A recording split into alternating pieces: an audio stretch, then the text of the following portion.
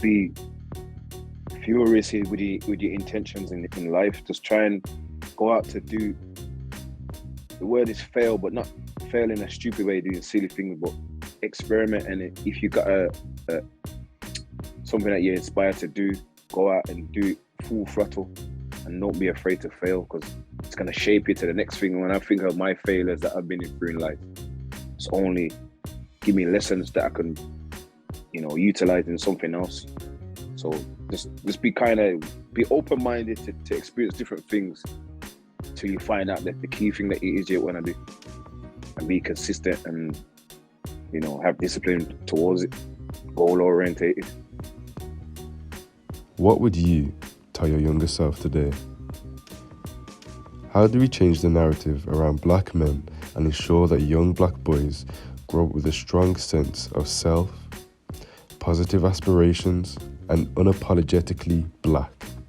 I think to touch upon it as well with the stereotype thing, I think just me even not knowing some of you guys may have gave me a certain stereotype as well. So it's nice to know that you got Marvin as a firefighter. I would have looked at him and thought that if I didn't know him.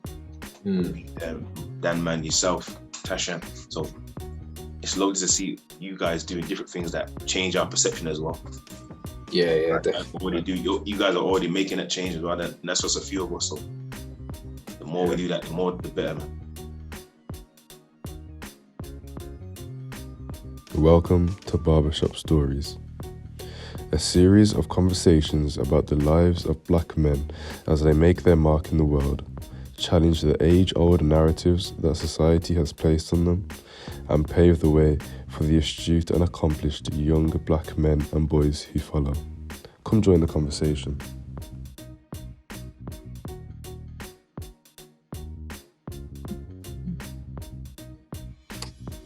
Alright then, good afternoon guys.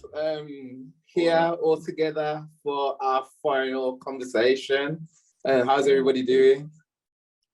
As well, bro. Good. Can't complain, bro. Can't complain. Good to hear, man. It's been so lovely getting to know all of you guys over these conversations. I know we've got loads of work left to do, but it's gonna be a nice final conversation. And this time we are here to talk about the final segment of it, which is change.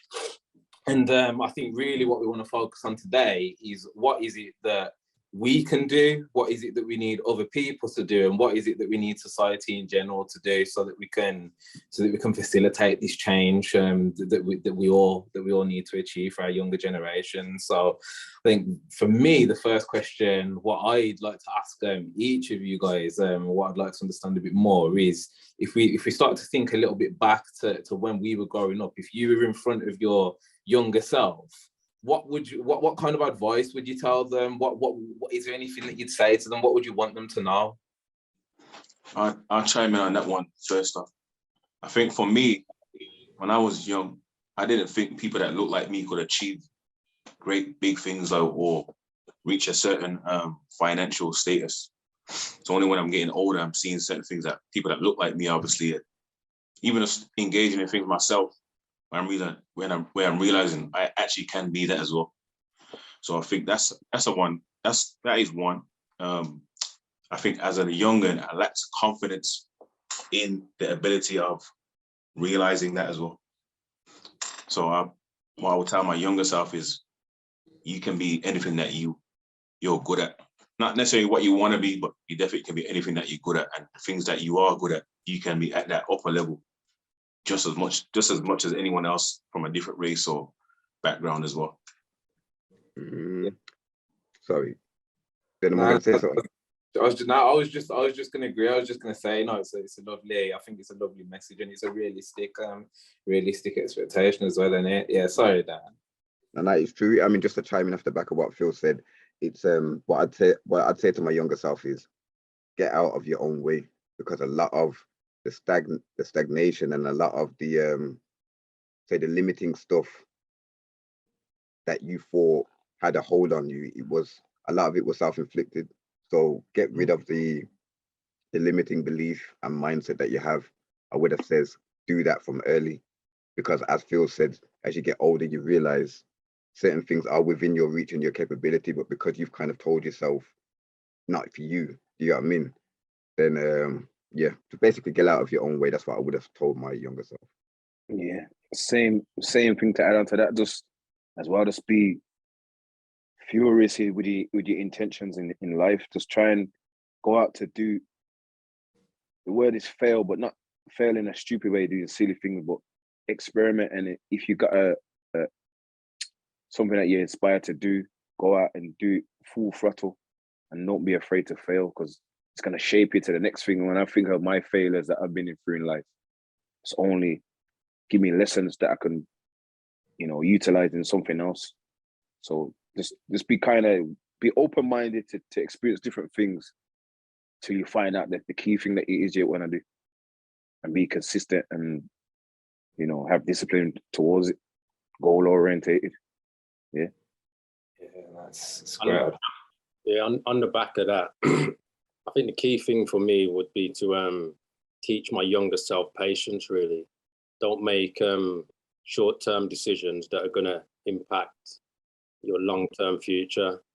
Because I think we mentioned it quite a few times, like, especially ourselves thinking back, we always wanted like quick things, quick money, quick gains. We wanted things quite easy. And I think the younger generation, speaking to the kids as we have, they've got kind of similar mindset, as in they want things quite fast and they don't think the long-term implications. And for me, if I could just, hindsight's great, but if I could go back and just teach myself something that, patience isn't a bad thing, and the good things in life sometimes take time, and, things that come quick aren't always the best for you or the best for the people around you. So, just, I guess as you get older, you live and learn, don't you? But that for me stands out more so. 100%. 100%. I think that's all great advice. I think if I'm thinking about myself, I think I come at it from a slightly different angle, just more in that, like I've said on a couple of the previous podcasts, haven't I, that I was obviously, I had quite a privileged upbringing, and I think for me, I probably didn't really truly appreciate some of the barriers that other people that didn't have my upbringing had. So I think I would tell my younger self, not like, one, be aware of those barriers, but two, make sure that you're always doing things to make people around you aware of that, to fight down, to bring down those barriers, bring down those walls, and make sure that you're always constantly supporting other people who might not be as lucky as you. So, I think just very, very different angles to look at it from. Okay, yeah. Just to chime in on that as well, having the privilege of speaking to the young people, at the 2 youth centers, it was good to actually speak to them like I was speaking to my younger self. It was good to speak to them like I was speaking to my child self, to give them that kind of, that's some talk I would kind of give to my child, my daughter. It was good being able to give them it. I mean, whether or not it was thinking in or not, I was just glad I had the opportunity to do that, because obviously when we was younger, there wasn't many people that would sit down and talk to you as if you were their child, or give you that kind of, drop those jewels and them gems on you, you know what I mean? So I appreciated the opportunity to do that. Yeah, man. I definitely agree. I think at times it's almost like cathartic, and it being able to like speak to them on that level, know what they're going through, and know that you're somebody who's going to be able to like help them a bit. What was everybody else's experiences of like working with those kids? Did we all find it helpful? I know I certainly did. It was eye-opening for me. Yeah, I think as you just said, it was quite a cathartic experience, because even though we went through the same kind of experiences as the younger people, we have to realize we're slightly older than them, so our generation's a bit different than what they're going through now, in terms of different things that they're doing or seeing, in terms of just, what life is, or what life in, 2022 is. So it's kind of a learning, for me anyway, it was like a learning experience, because the negative stuff's still there, but it's because I think me and Dan mentioned it a few times when we was with the younger people yesterday, little things like social media and other experiences, and things that come through that kind of way. We never had that when we was younger, but we had it in a different kind of element where it was possibly more face to face, or, you know, we had it where it was probably to a lesser extent or probably less pressurized. So it was just, like I said, for me, it's more of a learning kind of experience. What about you, Philip and Peter? Has it been good for you too? Go on, Peter. Yeah, so I don't know, just working with them, same kind of with as Marvin would say. It's just an eye opener to see where their heads are at. Even though it kind of the same as when we was younger, it's just the same version now, but in 2022. But it's kind of a shame how some things haven't changed or shifted. It's just kind of repeated history in a way, which is a bit of a shame. But yeah, it's one of them. It was eye opening to see, to realize that. Yeah, just to add on to that, I feel what the young people need, they definitely need a lot more people like us guys in their faces a lot more as well. Like that man said, we didn't have that much when we was their age group. That's definitely needed. And I remember when we did the last session as well, there was a young boy, he kind of reminded of me when I was when I was their age, kept covering his mouth, was kind of shy and stuff. I just had to tell him, yo, take your hand from your mouth and speak and project your voice a certain way. And he kind of, you could see the change in him. But I think just the little stuff like that is important for them to see from someone who looks like them, who may be a bit older or been through the same kind of things as well. Yeah, definitely. And you know, that takes me nicely onto the next thing that I wanted to touch on, because like you said, thinking about what do the young people need, and like obviously you guys know I'm in like more of a corporate kind of background, you know, work like in the office environment and all that thing. One of the things that my organisation is constantly doing, and I don't know if we spoke a bit about like affirmative action and little things like that, which I think can do so much. But my organisation is always talking about, you know, how can we increase like representation of Black people across the business and all of that kind of thing. And for what you said there touches on it so nicely to me, because I think that is obviously part of the question, but then I think the other part of the question is giving young people what they need in terms of giving them the confidence, so maybe they don't feel like some of the way some of us have felt when being around people who aren't like us, or being in organizations that they know are viewing them a certain way. I think one of those things we need to do is give them that confidence so that they can go anywhere and be like, nah, you know what, I'm it. Like, it doesn't matter where I am. I'm that guy. Like, I'm gonna bring everything to the table, and there's nothing that you're gonna do to knock me or make me think that I can't bring that. Yeah, definitely. Is there anything else anybody thinks that we really need, that we need to, well, that young people need, or maybe that we need to do for young people? More importantly, I think just like what Philip said, is to be there, be available. Obviously you can't be available 24 hours of the day, but make them know that you're available to them. Do you know what I mean? Because speaking to the young people, at first they're kind of withdrawn, but when they actually see that you're interested in what they're saying and you're giving them the ear, they open up. Didn't you find that Marvin yesterday was like, there was a bit quiet with it, but as soon as you kind of pushed and you kind of let them know that they're safe and we're listening, we care, they open up. So to me, I think that they need time from you and your availability, like sincere availability. Because kids ain't stupid. They know that if you're just there for like just to tick boxes, they know whether you care or not. Do you know what I mean? I think the kids can see, and especially yesterday, they can see if you're genuine or not. Mm-hmm. And they can see if it's just there, you know, for just, like you said, tick boxing or money, or, you know, just something to do. I think the kids, like you said, once you kind of show them like your true intentions, that's when they start opening up. And for me personally, when they started opening up, like I said, it was eye-opening. It was like an education for me. It was like, okay, I didn't realize certain things that they were going through, like you said, that we'd been through, but it's kind of different or on a different level. So like you said, as long as you go in there with the right intentions, then I think the kids get, both sides get as much from it as possible, really. Yeah, definitely. And anybody else think there's like what anything specific that we need to do? Well, just from our own experiences, that we think, you know, could pass on, or that we need to do for other I'm people.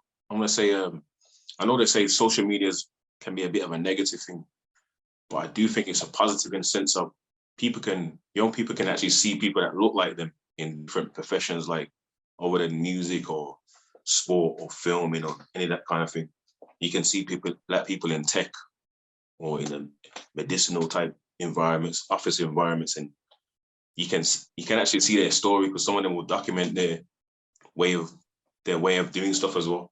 So you can see someone that came from what's perceived as the bottom and then making it to a certain level. So I think that's a plus thing, and I think that needs to be advertised and projected to them a lot more as well. I think that'd be a positive and plus thing for them as well. What you said there, definitely I agree. Because if you remember when we were talking, like all of the kids, they were saying, you know, there's like Marcus Rashford, like rappers, footballers, and them kind of things. But I think it's so important that they see that, like you said, everywhere, and we can't keep reinforcing that actually there's anything that I can do. And is that something that we as a group can do as black men? Not individually, but as a people, it's definitely something we can do. Yeah, I just feel like we need. Sorry, to add on to that as well. I recently looked into getting into the tech industry as well.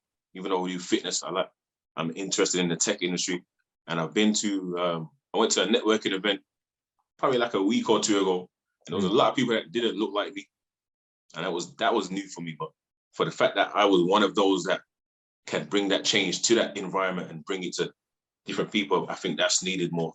But there is like a black space within the tech industry as well that I wasn't aware of, that is kind of booming as time goes on. So it is still a positive thing as well. Yeah, okay. Sorry, Peter, what were you going to say? No, it was just to chime on to what you were saying, just in terms of keeping us relevant and just making sure we got the outlets and the opportunities to be seen. So when things are happening on a professional scale, that people like ourselves are involved in the conversation and we're highlighted over than just the high profile people from our community or stuff like that. And it's to also show the young people that we're human as well. I think it's all good that we're saying we look at ourselves as role models. I kind of don't like that word, because although you can see for what we do as our impact thing that we do, we're also a human being, and we also have triggers and traumas and things where, you know, I'm flaws as well, flawed individuals. I cuss bad words as well if I get angry, or I like to, you know, even though I'm a PT, I like to eat some snack food every now and again. Like, I'm human. I like to watch silly TV when I got the time, or, you know what I mean? So that not to just come across as some robots, like, well, this role model. This is what, if you want to get to somewhere in life, this is what you need to do.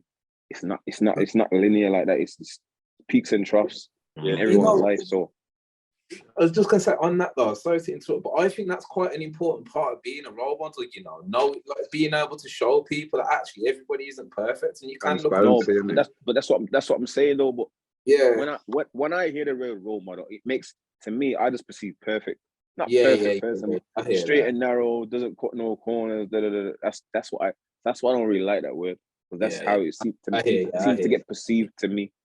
So, you know, what was interesting though, when we asked the kids what are role models to you, and who you know what I mean, they was all like somebody who inspires you, and like, so they know in regards to what they're looking for in regards to role models. I agree with what P said in regards to, you don't necessarily want to accept the title as a role model because you're a human person and you still make mistakes. But I think there's a transparency that works well in our favor. You know what I mean? Because the kids don't necessarily want somebody that's perfect. I think that they want someone that's real. You know what I mean? And that's probably what all of our younger selves probably would have wanted.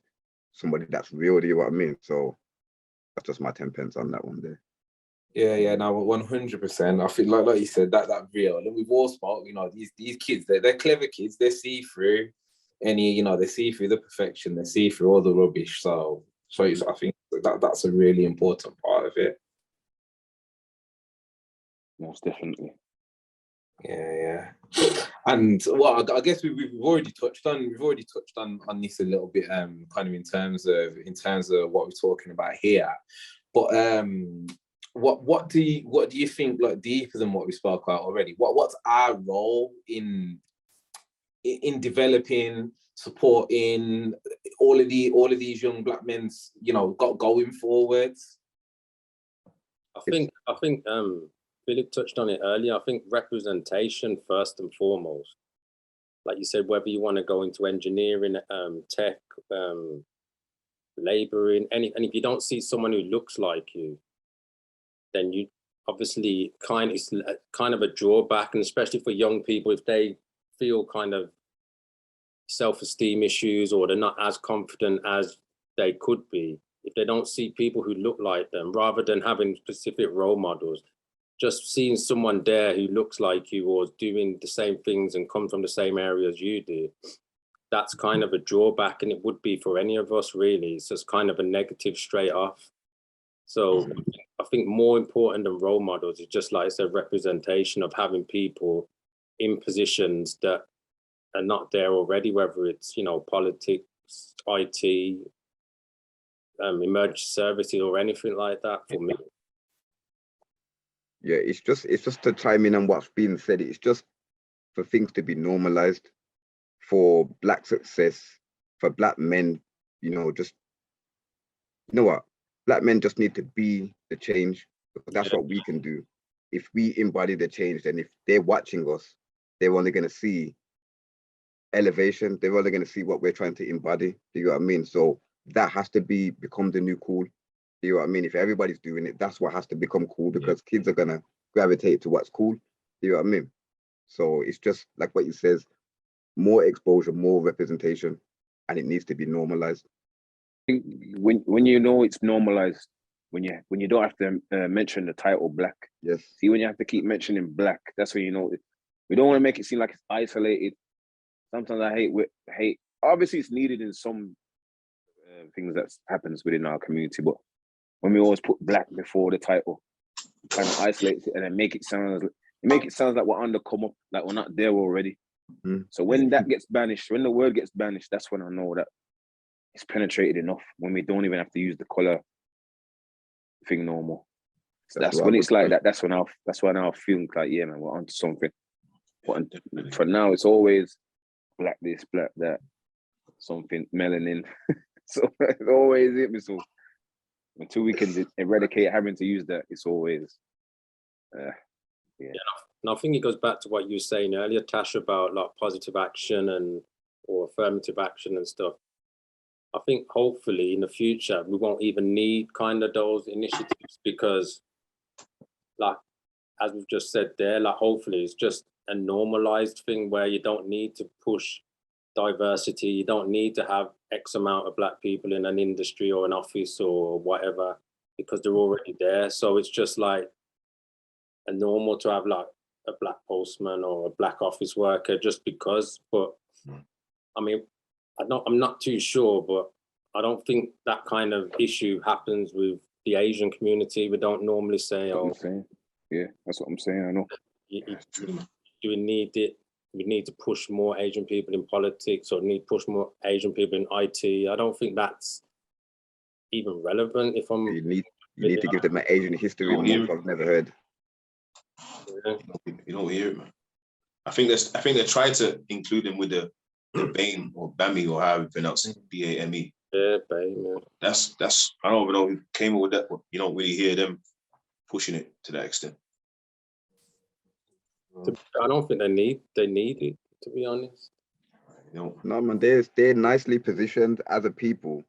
They're nicely positioned. We're the ones who are not necessarily nicely positioned, but then at the same time, what do we do to necessarily help ourselves? Because the one common thing that I feel like other nations of people have is unity. Whatever that looks like, they still got it. Do you know what I mean? And we have it at like levels that are just flagging all the time. Yes, up and down, and yeah. Yeah, no, I think for me, you know, I echo a lot of what everybody's said here. I think for me, you know, my role, if I'm thinking of the industry that I'm in, the people that I'm around, it's educating, and that's educating at all levels. You know, that's educating the younger people, like I said, on that whole confidence piece, understanding what they can be, understanding what options are there, understanding how they can, you know, proceed in certain areas. But then I think at the level that I'm at, and I think it's the same for anybody like us that's able to get themselves to some kind of position of influence. It's showing the people around them, you know, the struggles that we all go through, what that means. I had a meeting the other day and I was lucky enough to be in front of my board, and I didn't get the chance to ask the question, but one of the questions that I wanted to ask was, you know, what are we doing to promote, you know, any Black representation on our board? And I think it's about, when you're able to be in those spaces, how do you use your position and the influence that you've got to ask those questions to the people that can make those differences? Do you know what I mean? Do you feel like if you asked that question, do you feel like you would have got pushback or been looked at different by asking it? I think some organisations definitely would have. I do like to think the organisation that I work for will be understanding and wouldn't. And the reason is that they're already trying to do things to improve Black representation at kind of leadership levels. But I think sometimes, even if it was something that hurt my progress or hurt the way that I was looked at in the business, there's times where you have to ask those questions. And if me asking those questions makes a certain board member look at something differently and impacts my progress, but makes them think about the way that they want to do things, and that helps somebody in the future, not everybody's willing to pay that price, but you know, that is the price that I'm willing to pay. Do you know what I mean? Yeah. Not everybody should have to, but you know, I think it's for those of us who do have that in the, you know, so for those of us who are willing to do those things, nobody else is going to do it for us. So, you know, what can I do to do it for me, or to make it so that that's in somebody else's mind, so that they're asking the question in future? Yeah. I think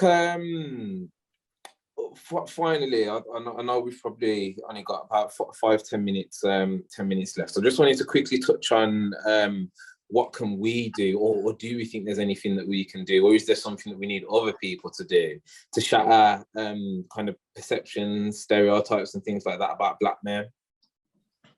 I think it's useful that we got things like this that we do right now, but I think it's only going to be effective on a deeper level if it's given to people that can make a change, who's in a position of power, like governmental type people, or people who could change this, maybe the school curriculum a certain way, or have a look at it that way.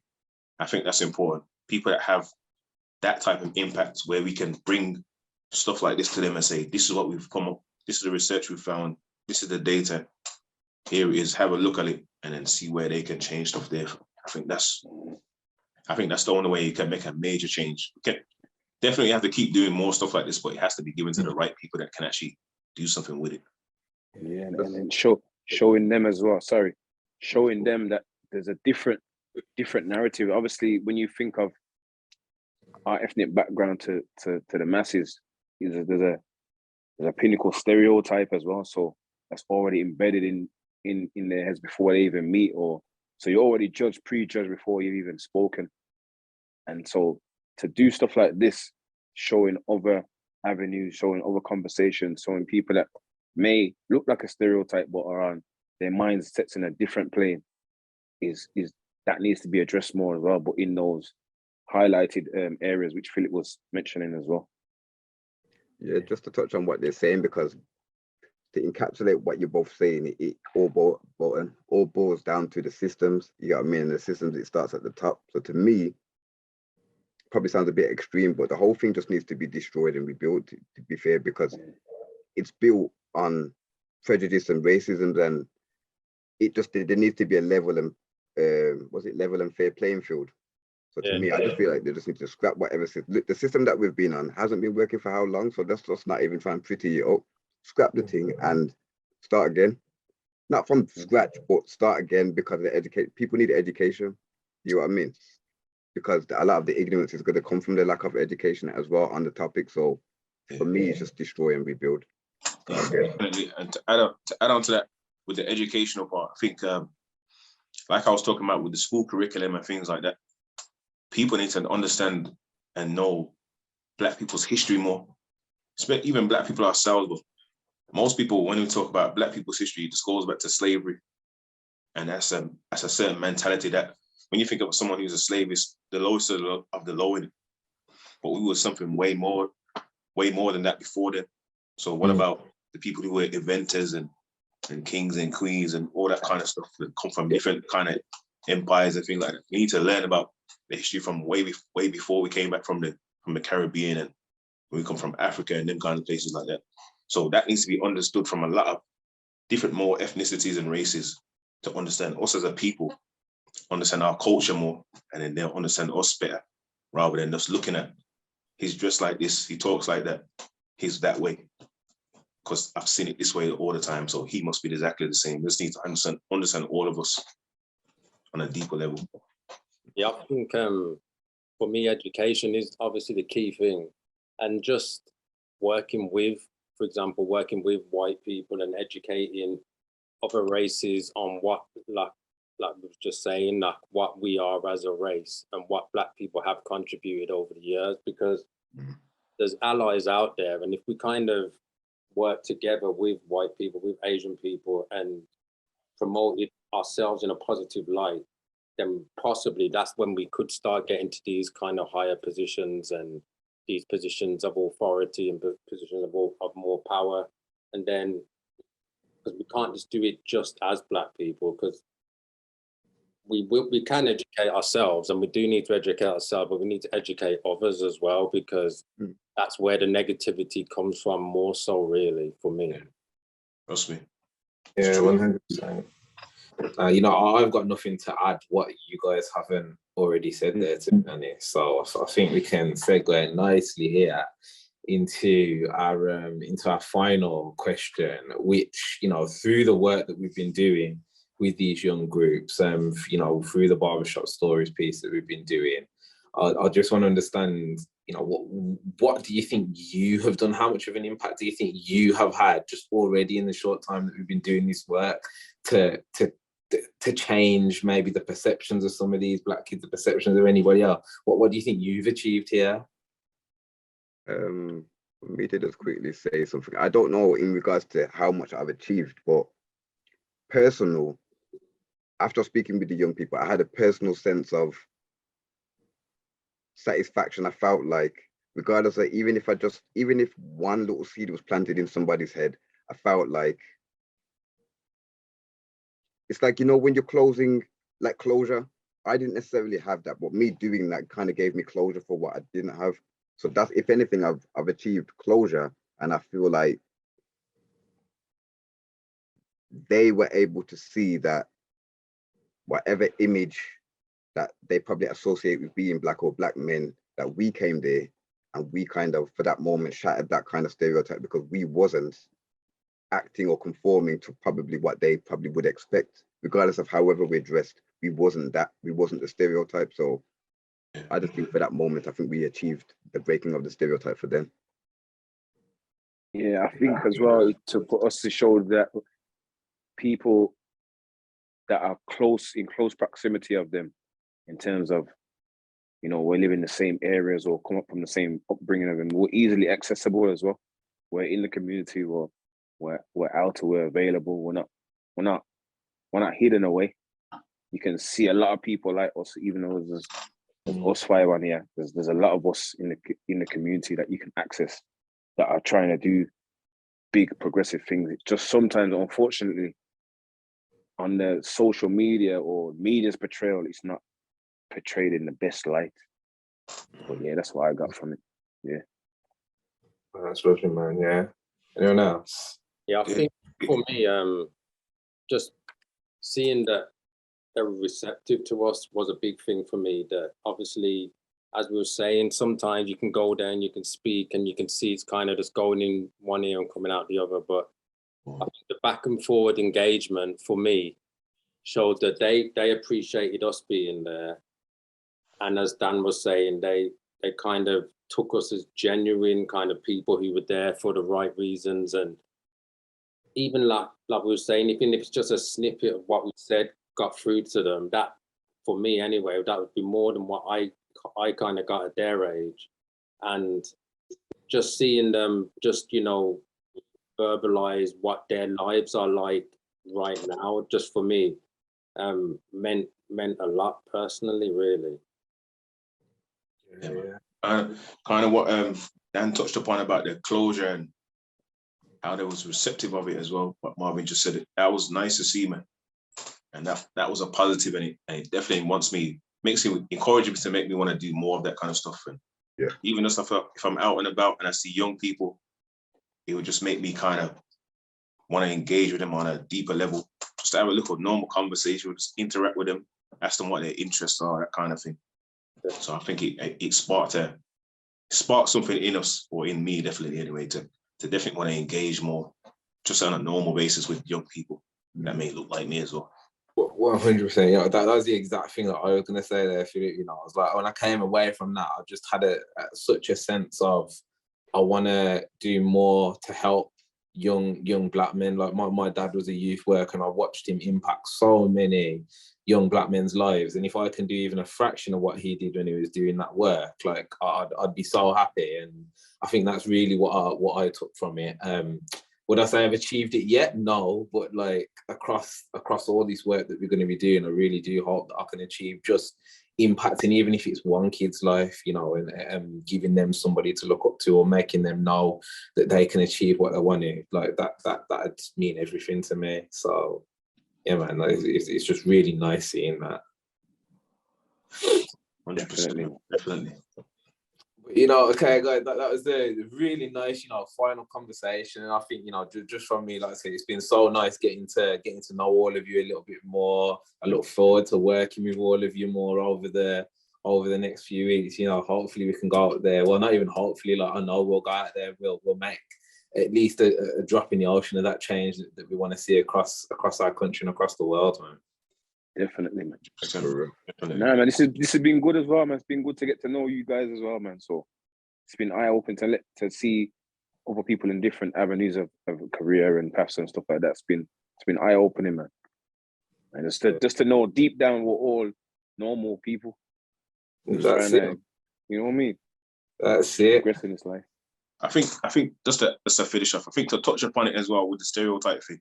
I think just me even not knowing some of you guys may have gave me a certain stereotype as well. So it's nice to know that you got Marvin as a firefighter. I would have looked at him and thought that if I didn't know him. Dan, man, yourself, Tasha. So it's lovely to see you guys doing different things that change our perception as well. Yeah, definitely. You guys are already making that change as well, and that's just a few of us. So the more we do that, the better, man. Definitely. Now, well, you know what? I think let's end it on that note then, guys. It's been really nice.